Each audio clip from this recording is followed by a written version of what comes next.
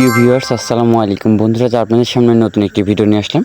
সেটা হলো আপনার মোবাইলের র্যাম কত এবং মেমোরি কত আপনি কিভাবে চেক করবেন সেই পোস্টটাই কিন্তু আজ আপনাদের দেখাবো। তো বন্ধুরা চলুন ভিডিওটি শুরু করা যাক। প্রথমে আপনি আপনার ফোনের সেটিংসে যাবেন। তা আমি আমার ফোনের সেটিংসে গেলাম। সেটিংসে যাওয়ার পর বন্ধুরা আপনাদের সামনে কিন্তু এরকম একটি ইন্টারফেস শো করবে। তো শো করার পর বন্ধুরা আপনারা এখান থেকে দেখতে পারবেন যে অ্যাবাউট ফোন। তো এরপর একটা ক্লিক করবেন। তো এরপর আমি এখানে ক্লিক করলাম।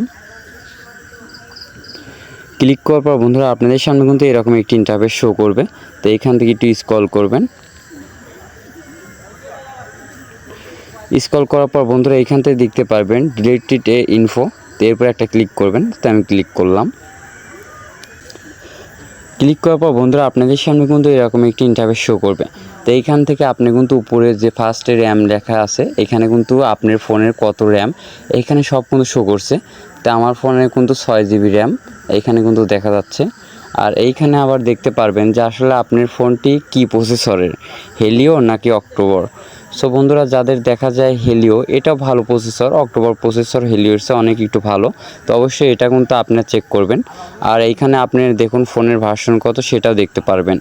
আবার অ্যান্ড্রয়েড ভার্সন সব দেখতে পারবেন। আবার সো বন্ধুরা আপনি একটু নিচের দিকে স্ক্রল করবেন। তা আমি স্ক্রল করলাম।